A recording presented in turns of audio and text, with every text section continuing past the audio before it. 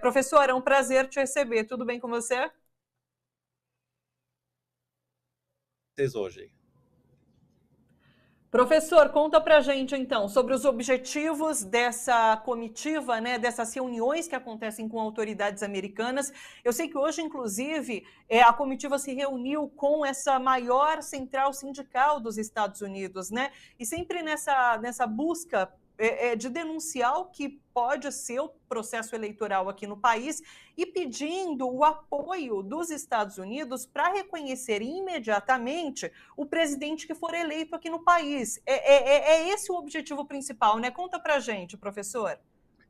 Exatamente, ou seja, não é um pedido de intervenção dos Estados Unidos na política brasileira, que sabemos, infelizmente, de uma história nefasta no passado do apoio ao golpe militar de 64, de envolvimento nas eleições, dando dinheiro para candidatos em 62.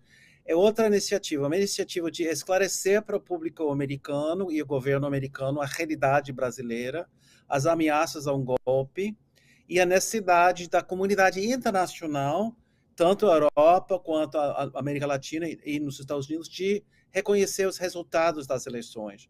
Isso vai ser muito importante, porque se for o caso que Lula foi eleito presidente, que Bolsonaro não vai poder tão facilmente organizar um tipo de golpe de não reconhecer os resultados ou mobilizar sua base contra os resultados eleitorais. Então vai ser fundamental. E até agora a administração de Biden tem indicado que tem confiança total no sistema eleitoral brasileiro e que eles estão querendo reconhecer os resultados das eleições. Mas a nossa intenção era de manter firme essa política norte-americana com as articulações dos movimentos sociais e populares brasileiros aqui em Washington essa semana. Perfeito. Aliás, professor, amanhã acontece uma reunião com o deputado democrata, o Jamie Raskin, que está nessa linha de frente da comissão que investiga a invasão do Capitólio ali em janeiro de 2021. E há uma impressão, não é só uma impressão, na verdade. Os americanos veem realmente Bolsonaro como Trump brasileiro, né? E acreditam, de fato, que possa haver um episódio Capitólio aqui no país. É isso? É isso mesmo. Então, o deputado que representa o estado de Maryland também fazia parte do segundo impeachment ao Trump já em janeiro, quando, depois do Capitólio, o Congresso decidia, nos últimos dias do mandato dele, de fazer um processo de impeachment que não foi bem sucedido. Foi aprovado na Câmara, mas não foi aprovado pelo Senado, que precisava de 2/3 dos senadores de apoiar o impeachment. Então, nós que trabalhamos sobre o Brasil há muitos anos nos Estados Unidos, descobrimos que era muito mais fácil informar o público americano sobre a realidade brasileira, porque a partir do Trump, a eleição de Trump em 2016, quando Bolsonaro foi eleito em 2018, havia uma analogia, uma compreensão do que seria um governo da ultradireita com suas políticas antidemocráticas e contra todos os movimentos sociais e populares, as conquistas que foram realizadas a partir da volta à democracia nos anos 80. Então, era mais fácil de falar com pessoas no Congresso, era mais fácil falar com outros setores políticas aqui em Washington sobre essa situação, e eles entendem, a partir do momento que Trump dirigiu uma tentativa de derrubar o governo de Biden, organizar um golpe mesmo, que é quase evidente que ele foi a pessoa que organizou isso, que a mesma coisa pode acontecer no Brasil. E sabemos os laços, os links entre o Steve Bannon e a família de Bolsonaro, sabemos das articulações internacionais, então realmente não é uma paranoia, não é uma fantasia, é uma realidade da possibilidade de Bolsonaro copiar essas ações no Brasil. Em relação aos resultados, às investigações dessa CPI que investiga a invasão do Capitólio, há um cerco jurídico, inclusive, em relação a Trump, e ele pode perder os direitos políticos, né, e nem poder se reeleger agora na próxima eleição, né, professor? Não é que ele pode perder os direitos políticos, mas é uma possibilidade que ele seja processado pelo Departamento da Justiça, caso eles conseguem mostrar claramente uma relação direta das manipulações deles, das articulações deles e as pessoas que invadiram.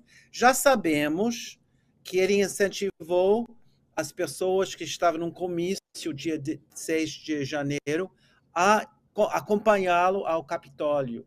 E ele já sabia que setores armados já estavam rompendo as barreiras que cercavam o Capitólio. E ele tinha todas as intenções de acompanhar as pessoas para o Capitólio, só que a segurança dele não permitiu ele fazer isso. Basicamente, descobrimos agora, no CPI, que até o próprio presidente brigou com o motorista do carro dele. Quando o presidente ordenou ele ir para o Capitólio, o motorista fala, não podemos, não tem garantias de segurança, não podemos levar o presidente para lá. Então ele ficou furioso, porque ele queria estar na cabeça da invasão do Capitólio, dia 6 de janeiro. Então achamos que é possível que o próprio Bolsonaro vai aprontar alguma coisa parecida. Em relação à viagem da comitiva, professor, é uma semana inteira de reuniões, né? Inclusive, a comitiva já se reuniu com Bernie Sanders, o senador, e amanhã tem essa reunião, então, com um membro da CPI.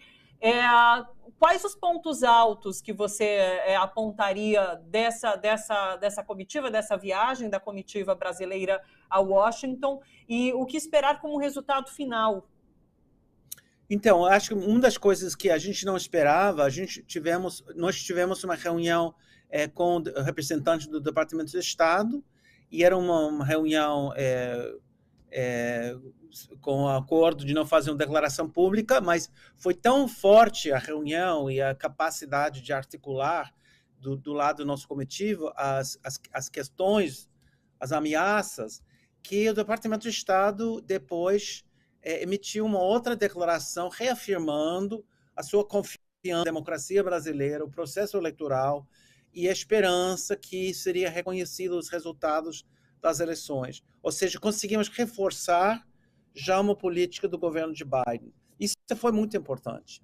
E, além disso, nós conseguimos articular mais laços com deputados e senadores que têm sido aliados ao Brasil ao longo do tempo do processo a partir de 16. Pessoas, deputados e senadores que têm assinado cartas pedindo investigações sobre o Lava Jato, declarando ao governo de Biden que não deve fazer relações estreitas com o governo de Bolsonaro porque ele viola os direitos humanos. Então, era uma oportunidade de reforçar essa mensagem da sociedade civil brasileira ao público americano e aos seus representantes no Congresso sobre as grandes ameaças à democracia no Brasil e a necessidade da comunidade internacional da solidariedade com o Brasil nesse momento difícil. Não é interferência na política brasileira. Cabe aos brasileiros fazer a campanha eleitoral, eleger seu presidente, seus representantes, mas para que a comunidade internacional reconheça os resultados das eleições no Brasil.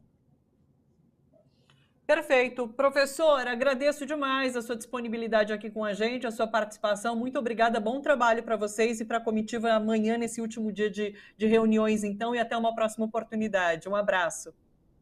Muito obrigado. Um grande abraço para você também.